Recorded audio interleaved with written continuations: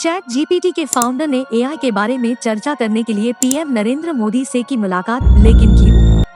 वह विश्व नेताओं को यह बताने के लिए दुनिया भर में यात्रा कर रहे हैं कि उनकी कंपनी कितनी खतरनाक है।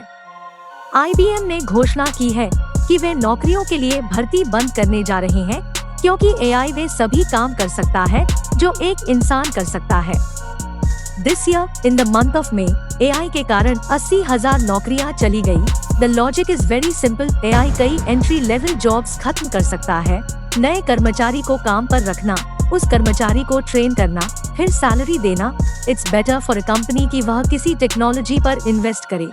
ट्राई इट ऑन, यह एक जनरेटिव एआई मॉडल है जहां आप अपनी कुछ सेल्फी अपलोड कर सकते हैं और फिर एआई आपके लिए प्रोफेशनल फोटो तैयार करता है। Is the artificial intelligence risky? Self driving कारें, जहां टेस्ला जैसी स्मार्ट कार हाईवे पर 100 मील प्रति घंटे की रफ्तार से चलती है और ड्राइवर को सड़क पर ध्यान नहीं देना पड़ता है। जो निर्णय ड्राइवर लेता था अब एआई द्वारा लिया जा रहा है। अब आप सोचेंगे आर्टिफिशियल इंटेलिजेंस और सेल्फ ड्राइविंग के बीच क्या अंतर है? अंतर है रिस्पॉन्सिबिलिटी का। अगर ड्राइवर कार चला रहा था तो जो कुछ हुआ उसके लिए वह खुद जिम्मेदार होगा, लेकिन एआई को क्या करना चाहिए यह कौन तय करेगा? क्या वह इंजीनियर है जिसने एआई बनाया है? क्या वह कंपनी है जो एआई का मालिक है, या वह व्यक्ति जिसने एआई संचालित कार खरीदने के लिए पैसे लिए हैं? मार्वल जैसी कंपनियां अपने टीवी शो और फिल्मों के लिए एनिमेशन बनाने के लिए एआई का उपयोग कर रही है। Automatically replying to emails, giving you health advice, the possibilities are endless. भले ही एआई का विकास पिछले 5 से 7 वर्षों से तेजी से हो रहा था, लेकिन लोग नवंबर 2022 में ChatGPT वर्जन 3.5 को सार्वजनिक रूप से उपलब्ध कराए जाने पर इस पर ध्यान देना शुरू हुआ। इसकी खास बात यह है कि यह इंसानों के बोलने के तरीके की बहुत अच्छे से नकल कर सकता है। इस चार्ट को देखें। नेटफ्लिक्स को 1 मिलियन यूजर्स तक पहुंचने में 3.5 साल लग गए और ChatGPT सिर्फ 5 दिनों में इस मुकाम पर पहुंच गया।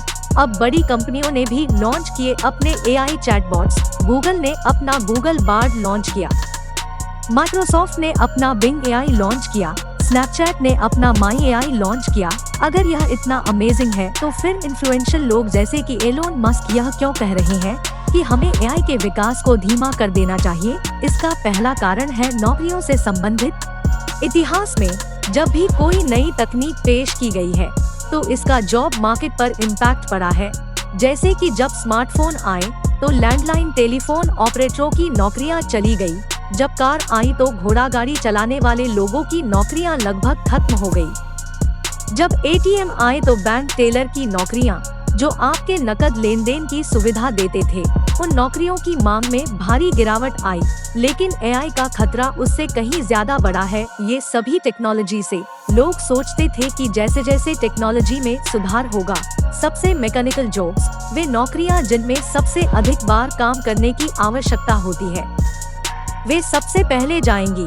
किसी ने नहीं सोचा था कि ग्राफिक डिजाइनर जैसी क्रिएटिव जॉब्स भी गायब हो सकती हैं। डिजाइनर और संगीतकार खतरे में पड़ सकते हैं। एआई का प्रभाव बहुत बड़ा और तेज होने वाला है। जो भी क्षेत्र इससे प्रभावित होगा, लाखों नौकरियां खत्म हो जाएंगी। लेकिन एक अच्छी खबर भी है, पुरानी नौकरियां खत्म होंगी तो नई नौकरियां आएंगी। वर्ल्ड इकोनॉमिक फोरम के मुताबिक 2025 तक 85 मिलियन नौकरियां एआई के कारण खत्म हो जाएंगे। लेकिन इसी रिपोर्ट में कहा गया है कि एआई की मदद से 97 मिलियन नौकरियां पैदा होंगी। आप पूछ सकते हैं कि उभरती हुई नौकरियां क्या होंगी? The answer is in all new jobs that will be created here. Artificial intelligence skills will be needed. AI आपकी नौकरी नहीं लेगा, लेकिन जो व्यक्ति एआई का उपयोग करना जानता है वह निश्चित रूप से आपकी नौकरी लेगा। Mark my words, AI is far more dangerous than nukes. Rock, paper, scissors, shoot. I won. This is a good beginning of my plan to dominate the human race.